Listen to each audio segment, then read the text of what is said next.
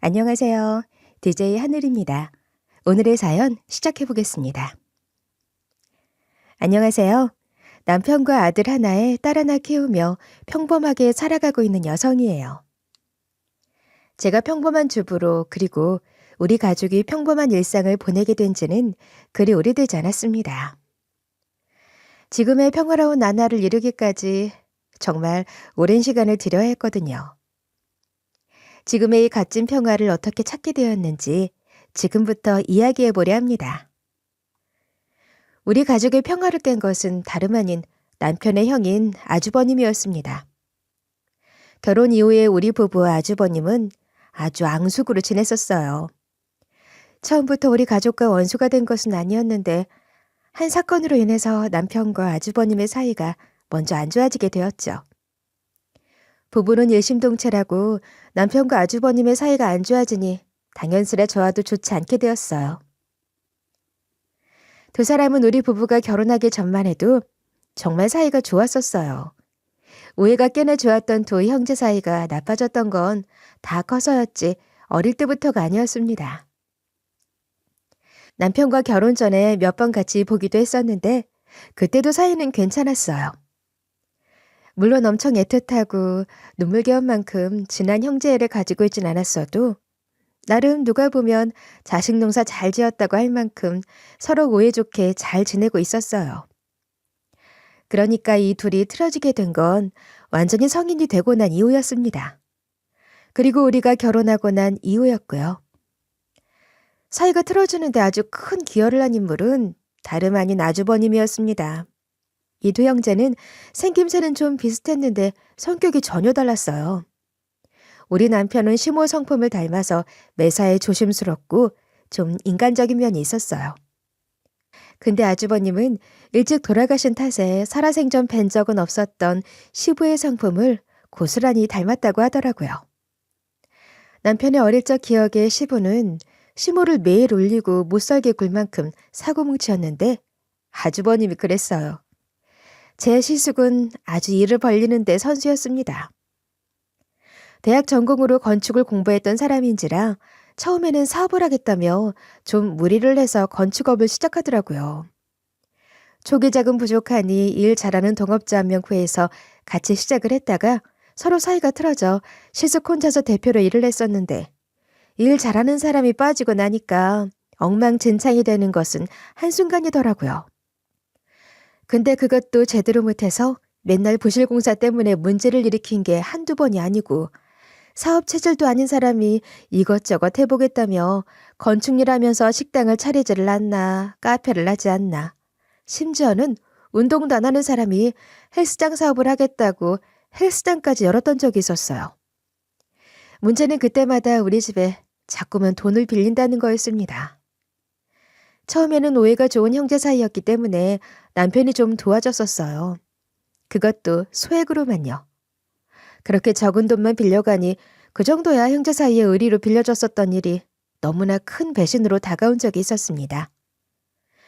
결혼 초창기 때 얘긴데 그때는 남편이랑 제가 공동 생활비만 낼 뿐 각자 버는 돈은 각자 관리를 하고 경제적인 것들을 합치기 전이었었죠. 저희가 30살이 가까이 되었을 때 결혼을 했으니 남편도 사회생활하면서 모았던 돈이 있었을 것 아니에요. 심지어 남편은 근검절약하는 성격이었기 때문에 학생 시절 때부터 군대 시절 등 어릴 때부터 모아왔던 돈들이라 꽤 큰 돈이었죠. 남편에게 어느 정도 돈이 있는 줄은 알았기 때문에 정말 열심히 살았구나 존경심까지 들 정도였었어요. 근데 어느 날 남편이 엄청나게 취해서 들어온 거예요. 술도 거의 안 마시는 사람이었기 때문에 인사불성된 남편에게 화가 나기보다는 너무 걱정됐었어요. 그래서 물었죠. 여보, 무슨 일이야 이게? 왜 이렇게 취했어? 평소에 맥주 한 모금도 입에 잘 안 되는 사람이 무슨 술을 이렇게 마시고 들어왔어? 여보, 나 이제 어떡하지? 나 진짜 어떡하지? 내 돈, 내 피 같은 돈 다 사라졌어. 다 없어졌다고. 이제 난 끝이야. 여보, 알아듣게 말해봐. 그게 다 무슨 소리야? 당신 돈이 다 없어졌다니? 알아듣게 설명을 해야지. 남편은 완전히 인사불성이 되어서는 술에 취한 상태로는 말이 통하질 않았었어요. 심지어는 지금까지 저를 만난 이래로 본 적도 없는 대성통곡을 하는 것 아니겠어요? 아무리 술에 취했다고는 하지만 이건 단순 술주정이 아니었습니다. 무엇보다 이렇게 술을 마실 사람도 아니었고요. 그래서 저는 남편이 술에 깨기만을 기다렸다가 무슨 일인지 자초지종을 다 들어봤습니다. 남편은 근데 술에서 깨고도 여전히 전날의 감정을 다 추스르지를 못하더라고요. 이쯤 되니 정말 큰일이라도 난 건가 너무 걱정스럽고 무섭기까지 했죠. 그래서 하나부터 열까지 하나도 빠짐없이 다 이야기를 했더니 그제서야 남편은 구구절절 저에게 기가 찬 이야기들을 늘어놓기 시작했습니다. 모든 정황을 다 들어보니 이런 내용이었어요. 아주버님은 당시에 건축 사업을 하면서 잘 되지도 않고 맨날 손해배상이나 해주는 사업이 뭐가 대단하다고 확장을 하려는 계획을 가지고 있었어요. 근데 그때 남편한테 따로 연락을 해서는 또 돈을 빌려달라고 했던 모양이더라고요. 근데 이번에는 전과는 달리 꽤나 큰 돈을 말한 거였었어요. 근데 또 하필이면 평소 남편은 돈을 잘 모으고 있었기 때문에 빌려줄 수 있을 만큼의 돈은 가지고 있었습니다. 장가도 못 가고 지금까지 사업해보겠다고 열심히 사는 모습이 딱해 보였다면서 남편이 딱 5개월만 쓰고서 준다고 약속을 반드시 지킬 걸 당부하고서 돈을 빌려줬던 거였죠. 근데 이런 사람들 뻔하잖아요. 역시나 5개월이 지났는데도 전혀 줄 생각도 하지 않았다는 거예요. 당신 진짜 미쳤어? 아주버님이 어디 그 돈 제대로 갚을 사람이야? 지금까지 사업 어떻게 해왔는지 다 봤으면서도 그 돈을 그렇게 빌려줬어? 아니면 돈 빌려주기 전에 나한테 상의라도 좀 하던지. 여태 돈 조금씩 빌려줬던 것도 안 준 적이 어디 한두 번이야? 그래도 사업하는 거 조금만 더 힘써보고 싶다는데 내가 어떻게 거절을 해. 그때까지만 해도 형이 나한테 큰돈 빌려간 적도 없었고 처음으로 큰돈 얘기 꺼낸 거라서 오직 힘들었으면 나한테까지 얘기를 한 건가 싶더라고. 그래서 빌려줬던 거야. 나라고 뭐 이렇게 될 줄 알았겠어? 남편은 엄청 후회를 많이 했어요. 돈을 괜히 빌려줬다면서 그 맑은 정신에서도 또 울더라고요. 그래서 그때 제가 두고 볼 수만은 없어서 남편 대신해서 나섰습니다.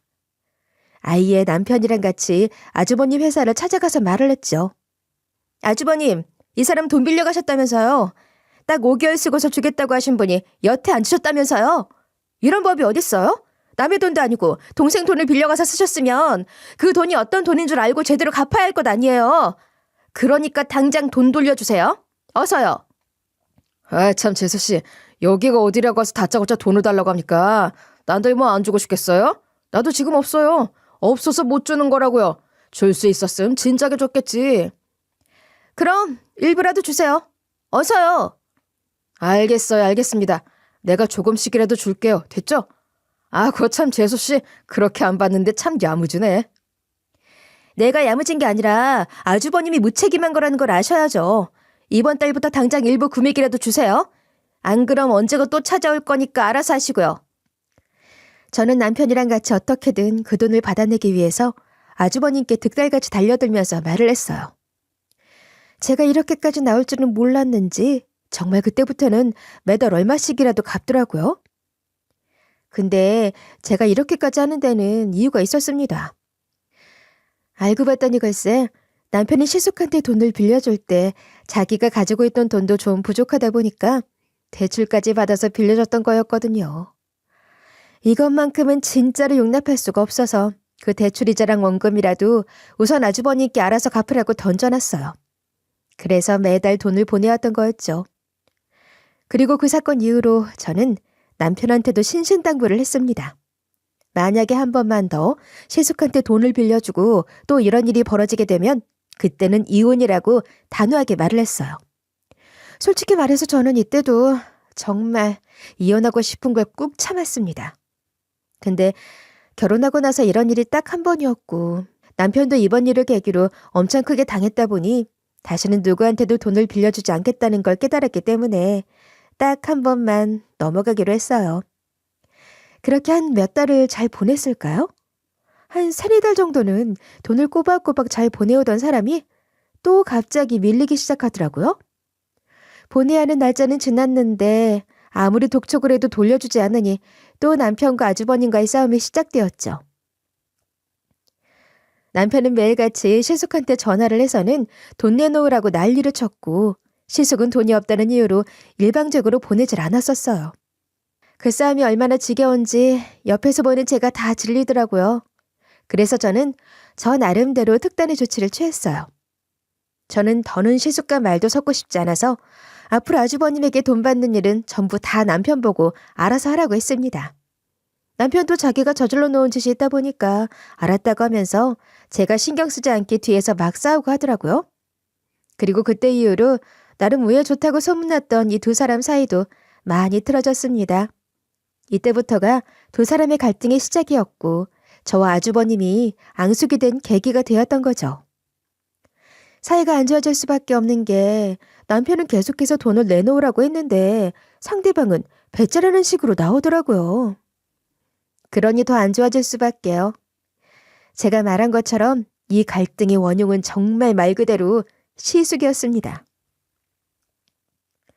근데 이 사람은 알고 보니 더 문제덩어리였어요.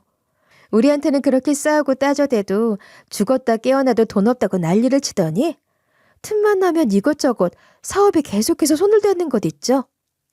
돈이 없다는 사람이 사업은 있는 대로 벌려대니 저 역시도 아주버님과 싸울 수밖에 없었습니다. 그런데도 진짜 독종인 이 사람은 듣는 채도 안 했어요. 그나마 다행이라면 그래도 낯짝은 있는지 남편한테 더는 돈 빌려달라는 소리는 안 하더라고요. 그 뒤로도 몇몇 사업을 더 벌리려고 했었는데 그때마다 눈치만 싹 보더니 우리 부부한테 돈 얘기를 일절 꺼내질 않았었어요. 근데 아주버님이 그렇게 우리 눈치를 볼 수밖에 없었던 것도 다 이유가 있었습니다. 원래 우리 부부는 경제력을 합치지 않고 각자 관리를 해왔었는데 남편이 나중에 또 돈 빌려주는 사고를 치는 것도 방제를 하고 기껏 모은 돈을 다 날려버리고서 가진 것 없이 힘들어하는 남편을 위해 그때부터는 경제적인 걸 전부 다 합치고 제가 관리를 하게 되었죠.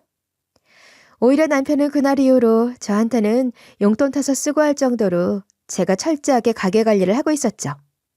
그리고 당연히 그 이후부터는 일절 아주머니께 10원도 주지 않았었습니다.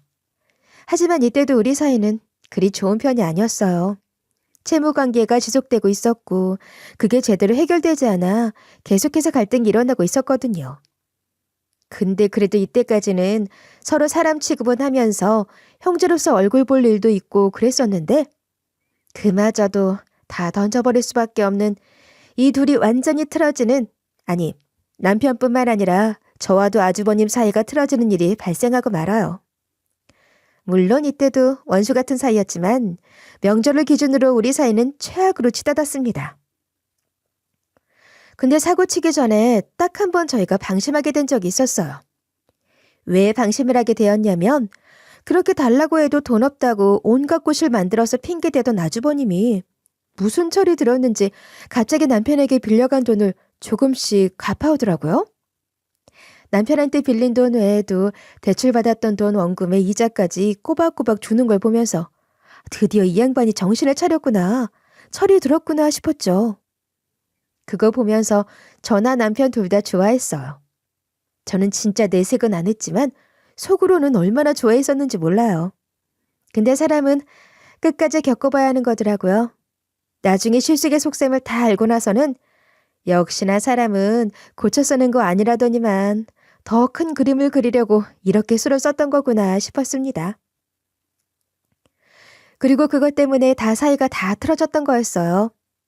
시숙에게 아무것도 모르고 당할 이때가 어느 때였냐면 여전히 정신 못 차린 아주버님이 사업을 하나 더 벌리겠다고 난리를 칠 때였습니다. 그때는 무슨 고깃집을 열겠다고 설치고 다녔었죠. 근데 이때는 우리한테 이미 돈을 꼬박꼬박 보내오고 있던 때라서 우리 돈만 주면 아무 상관없었기에 그냥 보고만 있었어요. 그 속을 아무것도 모르는 아주버님은 명절에 와서 신나서는 떠들어대는데 솔직히 좀 기가 찬 건 있었어요. 아직 우리한테 갚을 돈도 다 주지도 않았으면서 무슨 놈의 사업을 또 한다는 건지.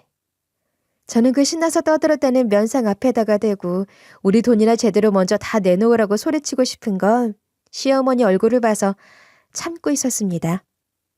근데 우리 부부가 아무 소리도 안 하고 있으니까 진짜 다 봐주고 있는 줄 알았는지 눈치 없이 신이 나서는 뻘소리를 하는 거예요. 엄마, 내가 이번에 진짜 대박 사업 아이템 하나 찾았잖아. 이거 가게 내기만 하면 무조건 대박이야. 고깃집 프랜차이즈인데 요즘 개업만 하면 그냥 다 잘 된다고 하더라고. 이게 아무한테나 차릴 수 있게 해주는 게 아닌데 어떻게 내가 그 기회를 딱 잡았지 뭐야. 엄마, 이제 걱정하지 마.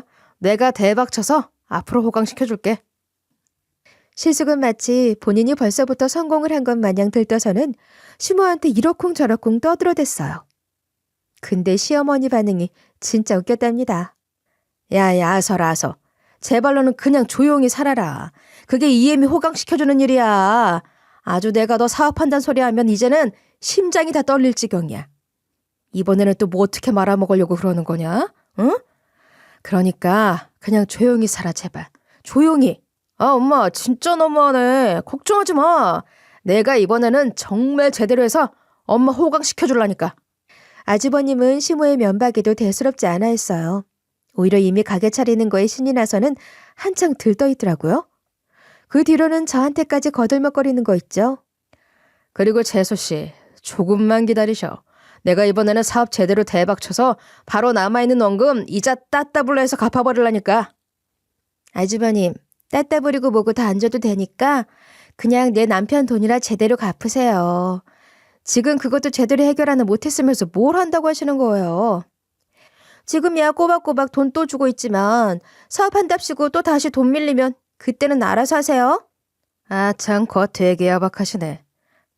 조금 기다리라니까요. 내가 조만간 크게 성공해서 장남 노릇 톡톡히 하려니까. 그리고 매달 돈 보내는 것도 잘 보낼 거니까 걱정 말고.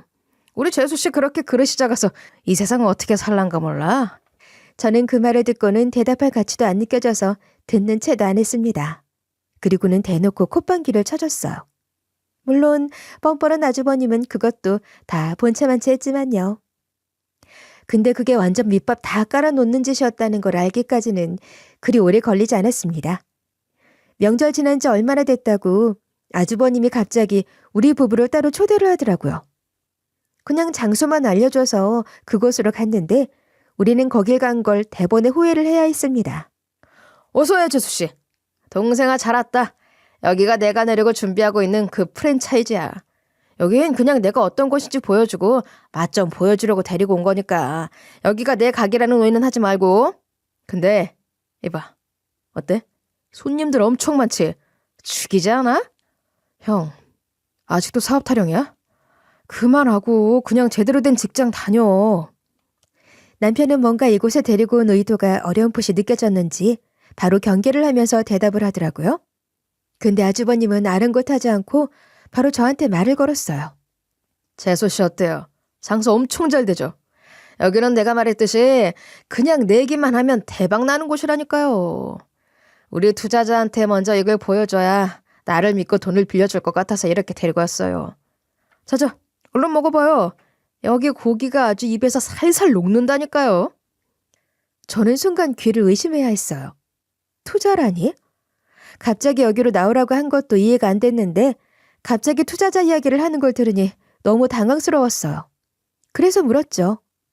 네? 투자자라뇨? 아, 그게 말입니다, 재수씨. 실은 내가 가게를 내야 되는데 돈이 좀 부족해요. 아, 요즘 프랜차이즈 내는 게 돈이 보통 드는 게 아니잖아요. 여기도 장사가 잘 되는 곳이라 그런지 브랜드 값이 아주 장난 아니더라고요. 그래서 말인데 내 염치 없지만 돈 한 번만 더 빌립시다. 저와 남편은 너무 뻔뻔하게 돈 빌리자는 말을 하는 시숙을 보면서 황당함을 감출 수가 없었어요. 그 속내를 봤더니 상황이 이런 상황인 듯 하더라고요. 사업 자금이 부족했던 시숙은 우리한테 돈을 빌리려고 했는데 경제권이 저한테 있었기 때문에 자연스럽게 저한테 돈 얘기를 하기 위해서 술을 쓴 거였어요. 남편이 시숙에게 처음 돈을 빌려줬던 사건 이후로 우리 집 가게를 제가 관리하고 있고 남편은 용돈을 받아서 쓰고 있다는 것까지 시숙이 다 알고 있었기 때문에 남편이 아닌 저한테 얘기를 꺼낸 것이기도 했어요. 그 모든 속내를 다 알게 되니까 진짜 이 인간이 양심이라는 게 있는 건가 싶더라고요. 너무 황당히 아무 말도 안 하고 있는데도 이 아주버님이라는 인간은 또 한 번 돈 얘기를 꺼냈습니다. 재수씨, 왜 그러고 멀쩡히 말도 안 하고 가만히 보고 있습니까? 뭐 고민하는 거예요? 고민할 필요도 없어요. 이건 그냥 열기만 하면 대박 친다니까요. 그러니까 돈 좀 빌려줘요. 한 3천이면 돼요, 이번엔. 진짜 딱 1년만 쓰고 돌려줄 테니까 돈 좀 빌립시다. 내가 왜 말을 안 하고 있는지는 꿈에도 생각을 못하는 건지 아주 뻔뻔하게 돈 얘기를 재차 꺼내는 아주버님을 보면서 제가 톡 쏘아붙이며 말을 했어요. 진짜 아주버님은 대책 없네요. 우리 집안이 뭐 무슨 은행이에요? 아니면 뭐 사채업하는 곳으로 보이나 보죠? 그러지 않고서 어떻게 또 돈 얘기를 꺼내요? 지금 우리한테 줘야 할 돈도 다 안 줬으면서 나 진짜 기가 차서 말이 안 나오네. 어쩌나요? 나는 일수도 안 놓고 미래가 뻔히 보이는 돈거래는 일절 안 하는 사람이라서요. 다른 데 가서 알아보세요.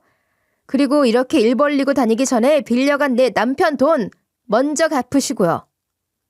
뭐요? 재수씨.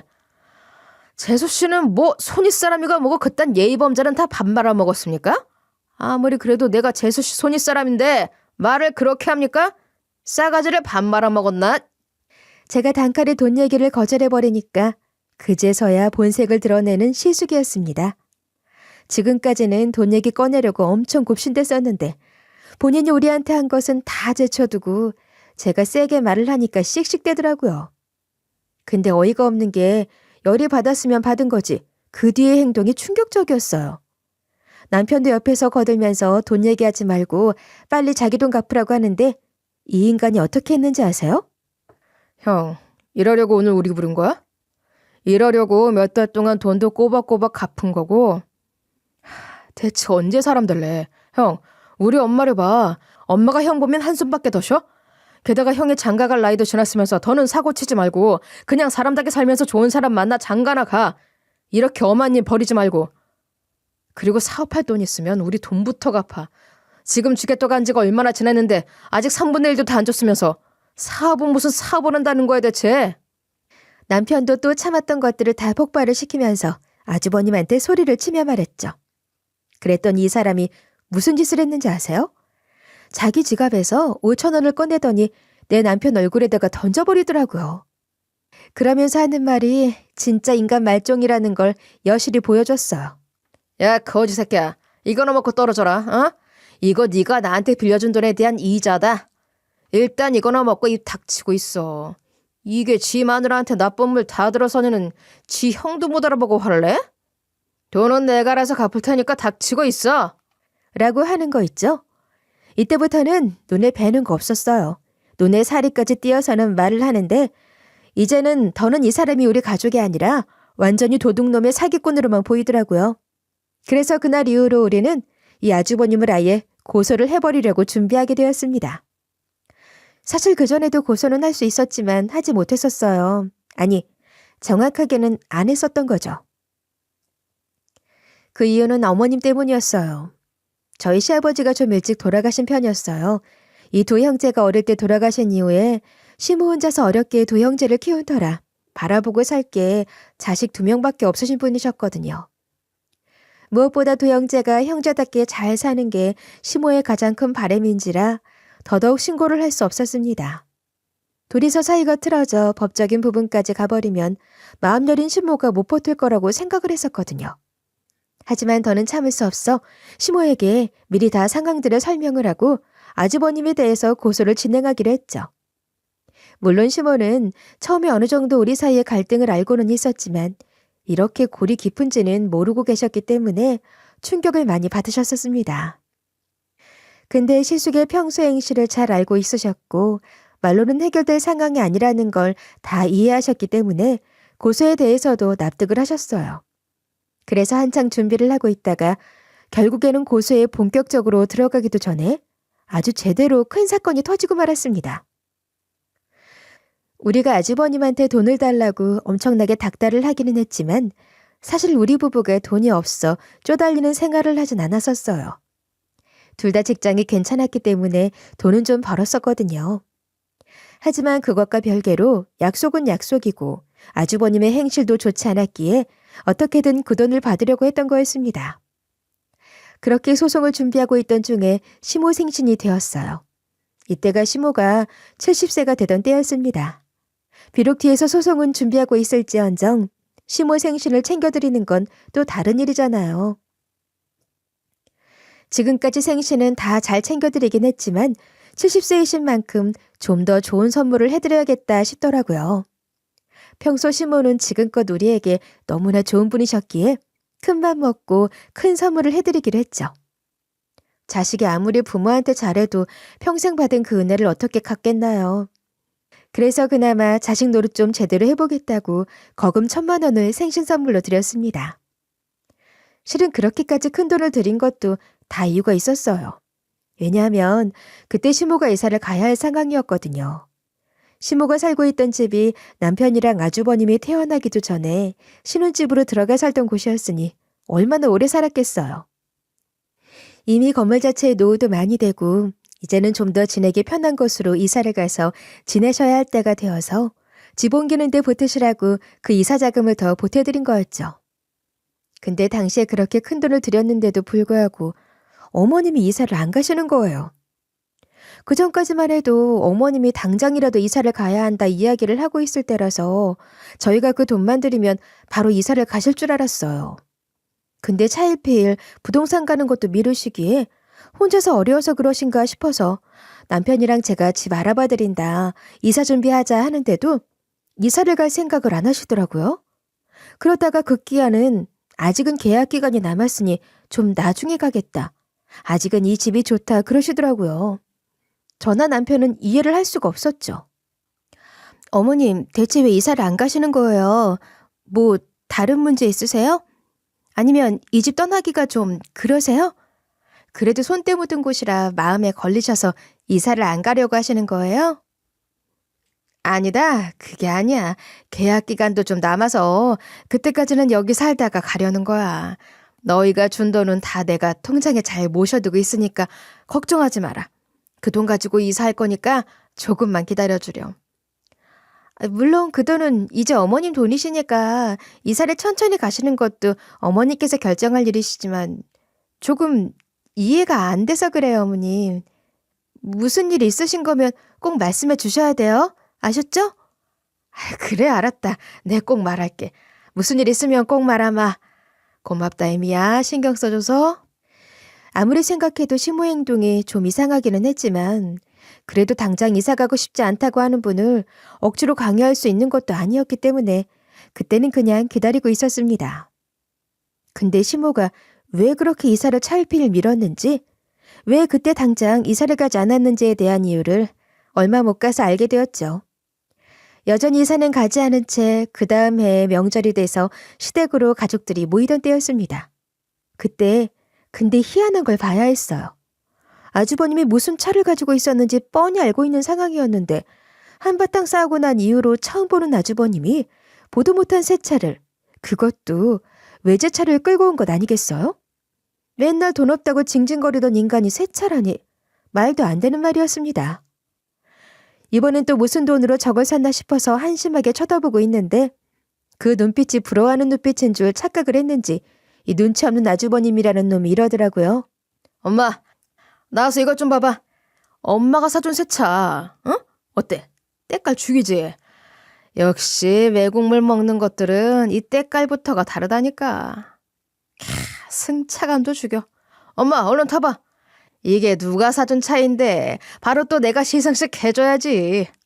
저희는 이 말을 듣고 깜짝 놀랐어요. 그 고급 외제차를 어머님이 뽑아주셨다니.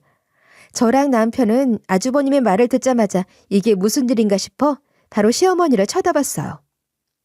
가야 하는 이사는 안 가시던 분이 갑자기 시숙차를 사줬다지. 이게 대체 어떻게 된 건지 설명해 주길 바라는 얼굴로 어머님을 쳐다보니 찔리셨는지 말을 더듬으며 말씀하시더라고요. 아니 그게 큰애가 큰맘 먹고 외제차 뽑는다는데 좀 보태줬다. 나야 뭐 집은 나중에 이사 가도 되고 지금 사는 집도 충분하고. 네? 어머님, 아무리 그래도 그렇죠. 얼마를 주신 건데요? 1,000만 원 다 줬어. 근데 일단 보태준 거다. 야가 사업 성공만 하면 다 준다고 했어. 여지껏 사업 다 말아먹고 이번만큼은 정신 차리고 해본다니. 나도 마지막으로 믿고 해준 거다. 그러니 애미야, 한 번만 넘어가 줘라. 뭐라고요? 어머님, 이걸 어떻게 그냥 넘어가요? 어머님 저희 그 돈 쉽게 드린 거 아니에요. 그리고 아주버님 드린 건 더더욱 아니고요. 정말 너무하시네요. 어떻게 저희가 어머님께 드린 돈을 어떻게 저 사람한테 주실 수가 있으세요? 저는 시모 말을 듣고 뒷목 잡고 쓰러질 뻔했어요. 지금까지 그렇게 아주버님이 사업에 사자만 꺼내도 경련을 일으키셨던 분이 돈을 보태셨다는 게 이해가 되질 않았어요. 심지어 사업 자금도 아닌 외제차 사는데 돈을 보태준 게 너무 이해가 안 됐죠.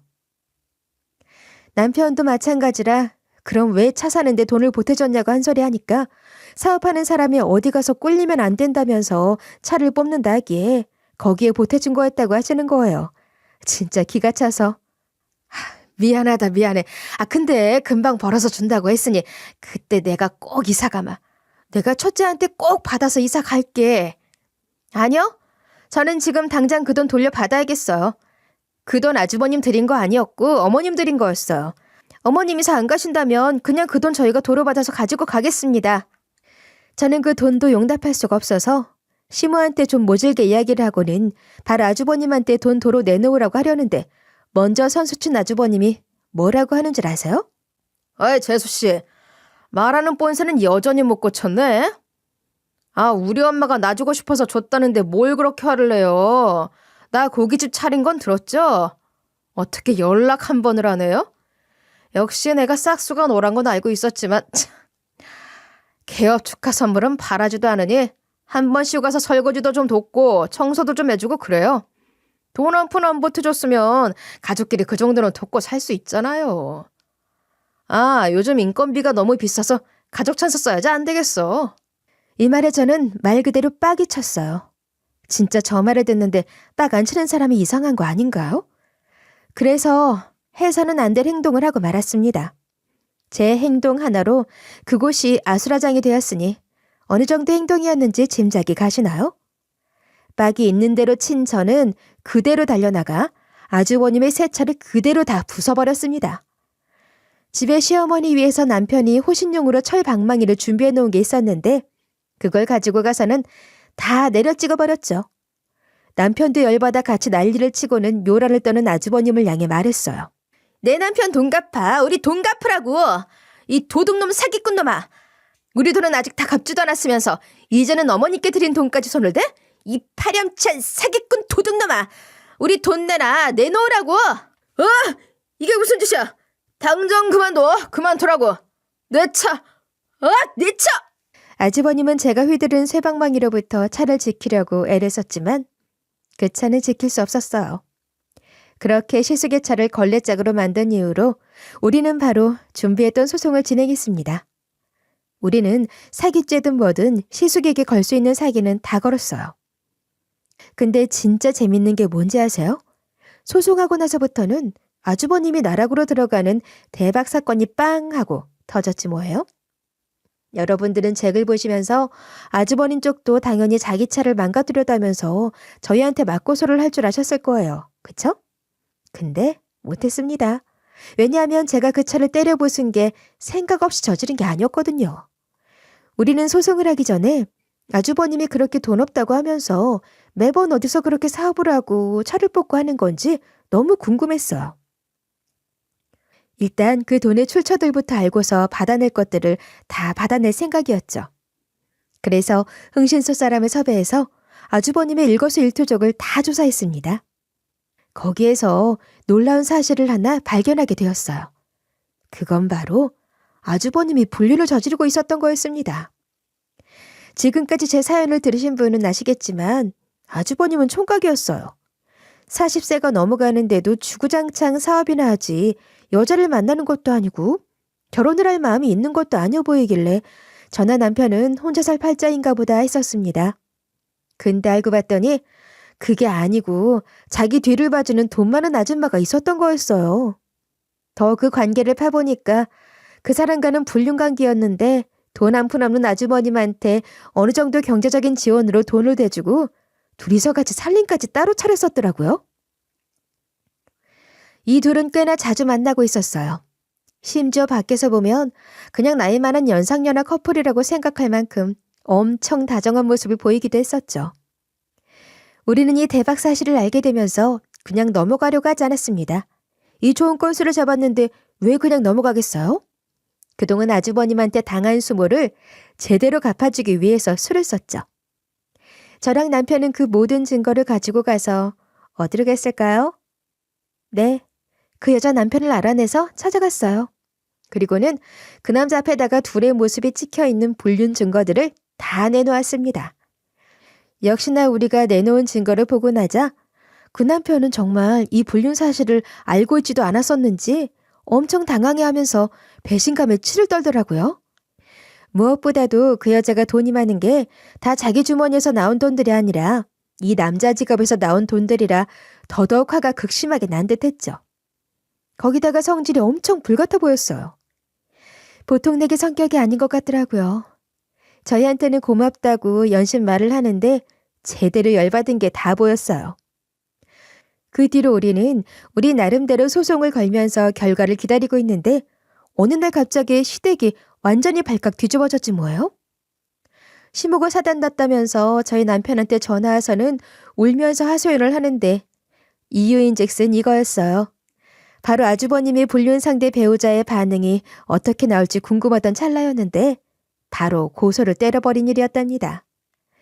그대로 아주버님은 그 상간녀 남편한테 거액의 위자료 소송을 받게 되었어요. 그뿐인가요? 아주버님이 썼던 돈들이 다 그 남자 돈이라는 것까지 휘말려서 손해배상, 사기죄 등등 다 얹어져 몇 억이나 되는 돈을 다시 돌려줘야 하는 지경에까지 이르렀죠. 저희도 이렇게까지 엄청난 소송에 휘말리게 될 줄은 몰랐기 때문에 솔직히 속으로 좀 놀라야 했습니다. 역시나 그것 때문에 시모는 뒷목 잡고 쓰러진 거였고 시댁이 난리가 나버린 거예요. 이거사, 이 못난 거사. 왜 그랬어? 어? 내가 널 그렇게 키웠니? 어? 내가 널 어떻게 키웠는데 그 파렴치한 짓을 하고 살아? 네가 인간이냐? 어?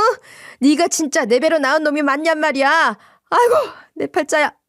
시모는 울부짖다 아예 넋이 나가려 했고 아주버님은 그 모습을 보면서 안절부절하다가 갑자기 저희를 째려보더니 남편을 죽일 듯이 쳐다보며 다가왔어요. 그러면서 남편 멱살을 잡고는 말하더라고요. 이게 다 너 때문이야. 네가 꼬질렀다며. 네가 그 인간한테 가서 다 말한 거라며. 다 들었어 이 자식아. 이 나쁜 놈 같으니라고. 네가 감히 형을 물먹여? 네가 그러고도 무사할 것 같아? 내가 너 가만 놔둘 것 같냐고? 정신 차려. 내가 가서 말 안 했어도 형은 진작에 다 들통날 판이었어. 그렇게 대놓고 가정 있는 여자를 만나는데 누가 몰라? 우리가 알 정도면 그 사람도 뭐잖아 다 알게 됐을 거라고. 따로 살림까지 차리고 남의 가정 파탄 낸 게 뭐 잘한 거라고 나한테 역정을 해? 아주버님 상황 파악 제대로 하세요. 지금 우리한테 화를 낼 때가 아니라 소송 당한 것들 해결하게 바쁘셔야 하는 거 아니에요? 우리가 건 소송에다 그쪽에서 건 소송까지 있어서 지금 그렇게 한창 여유 있을 것 같지 않은데? 남편과 제가 지지 않고 말을 하니까 그제서야 현실 자각이 되었는지 아주버님은 바닥으로 털썩 주저앉아 버렸어요. 근데 그 심정이 이해는 갔습니다. 왜냐하면 누가 봐도 이제 자기 인생은 망한 인생이 되어버린 거였거든요. 근데 그 인생에 대해 동정심은 하나도 갖지 않았어요. 모든 것이 다 자기가 잘못해서 그대로 거둔 인생인데 전혀 동정할 이유도 필요도 없었죠. 그때 우리는 거의 쓰러지기 일보 직전인 시어머니만 모시고 나왔습니다. 그 뒤로 시어머니는 진정이 되실 때까지 저희 집에서 모시고 있었어요. 그 뒤로 아주버님한테도 연락 온 건 따로 없었기 때문에 그냥 알아서 해결하고 있나 보다 했죠. 무엇보다 우리 소송건이 있었기 때문에 저희는 거기에만 집중을 하려고 했어요. 근데 한참 소식이 없던 시숙이 저희 집까지 찾아왔다는 것 아니겠어요? 발칵 뒤집힌 그 사건 이후로 아주버님은 우리한테 화낼 때는 언제고 상황이 많이 몰렸는지 그제서야 우리한테 와서 빌더라고요. 미안해요 재수씨. 내가 돈 다 갚을게요. 다 줄 테니까 제발 고소 좀 취하해줘요. 지금은 내가 너무 어렵습니다. 지금 그쪽에 줘야 할 게 너무 많아요. 지금 거기 소송 상황이 좋지가 않아요. 내가 저질러 놓은 게 많아서. 그러니 재수씨라도 좀 소송 좀 취하해 주시면 안 되겠습니까? 죄송하지만 안 되겠어요. 저희도 그 돈 받아야 할 것 같아서요. 갚을게요. 다 갚을 테니까 일단 소송만이라도 취하를 좀 해줘요. 내가 조금씩 나눠서라도 매달 꼭 갚을게요. 나 이러다가 진짜 인생 끝나버릴 수도 있어요. 그러니까 거기 돈 먼저 해결하고 그 이후에나 돈 좀 갚읍시다. 거기만 해결되고 나면 내가 매달 갚을게요. 아주버님은 어이없게도 자기 상황이 힘드니까 또 우리 돈은 뒷전으로 두겠다는 말을 하더라고요. 어이가 없어서 저는 그 부탁을 받아줄 수가 없었어요. 그건 남편도 마찬가지인 듯 했습니다. 그래서 단칼에 거절을 해버렸죠. 아니요. 우리 돈 먼저 갚아요. 아니, 우리 남편 돈 먼저. 그게 순서죠. 그리고 인생 똑바로 살아요. 어디 공짜 돈 빌어먹고 살면서 그렇게 유세를 떨었던 거예요? 분수에 맞게 사세요. 제발. 그렇게 철모르게 사니까 이런 꼴 당하는 거 아니에요. 다 아주버님이 잘못했던 것들 그대로 돌려받는 중이니까 억울해할 필요도 없어요. 다 알아서 감당하세요. 그리고 우리 돈 내놔요 당장. 소송 취하는 일은 절대로 없을 테니까. 그렇게 알고 돌아가시고요. 저는 꿋꿋이 그렇게 이야기를 하면서 돌려보냈어요. 처음에는 제가 고소 취하해준다는 말을 할 때까지 꼼짝도 안 하겠다며 극기야는 막 들어 놓으려고 하는 거 아니겠어요? 그 꼴을 보고는 시어머니는 기가 차는지 그냥 무시해버리고는 방으로 들어가 버리시고 남편의 실속을 제지했어요. 바닥에 들어 누워서는 땡깡을 피워놓은 아주버님을 남편이 힘으로 제지를 하면서 아예 우리 집 밖으로 내쫓아버렸습니다. 포기를 모르는 인간이 끝까지 매달리기에 아예 경찰에 신고하겠다고 엄포를 내놓으니까 그제서야 주랭랑을 치더라고요. 뭐 여기에서 망한 인생 더 망하고 싶지 않았나 봐요. 그 뒤로 재판 결과로 아주버님은 우리한테 돈을 갚도록 결과가 나왔습니다. 당연한 결과였죠. 대신 한 번에 갚을 수 없는 상황이었기 때문에 지금은 한꺼번에는 아니어도 일정 금액 맞춰서 돈을 보내오고 있어요. 저희가 돈을 제대로 안 내놓으면 또다시 청구 소송을 걸어버리겠다고 하니까 그게 무서운지 조금씩이라도 보내더라고요. 그리고 그쪽 소송도 끝난 것 같은데 그 불륜녀 상대 쪽에도 위자료에다가 손해배상까지 뭐가 잔뜩 나왔는지 그쪽에도 돈을 보내고 있느라 지금은 막노동에 밤에는 대리운전 등등 거의 투잡쓰리잡하면서 지내고 있는 걸로 알고 있어요. 당연히 뭐 그 여자랑도 헤어지고 차도 빼앗기고 집도 빼앗기고 다 빼앗겨서 지금은 빈털터리가 돼서 시어머니 집에서 얹혀 살고 있는 중이에요. 시어머니가 꼴도 보기 싫다고 그것도 다 나가서 따로 살라고 했는데 나가서 살 돈도 없는 사람인지라 거기에 기생해서 살고 있는 중이죠. 시어머니도 그때 돈 빌려준 이후로는 이사를 가지 못한 상황이에요. 그러니 얼마나 더 꼴 보기 싫으셨겠어요? 그래도 갈 데 없으니 옆에 끼고 살 수밖에 없는 현실에 많이 답답해하고 계시죠. 저나 남편은 드디어 돌려받아야 할 돈을 다시 돌려받으면서 평화로운 일상을 보내고 있어요. 그전까지는 돈을 받지 못했다는 억울함에 한 번씩 괴로울 때가 있었는데 지금은 남편도 저도 마음 편히 돈 돌려받으면서 아이들이랑 너무 잘 지내고 있는 중이랍니다. 부디 이 평화가 앞으로는 다시는 깨지지 않길 바라고 있어요. 부디 우리 가족에게 어렵게 찾아온 이 평화가 다시는 깨지지 않길 응원해주세요. 저도 여러분들의 평화를 위해 늘 응원하겠습니다. 감사합니다.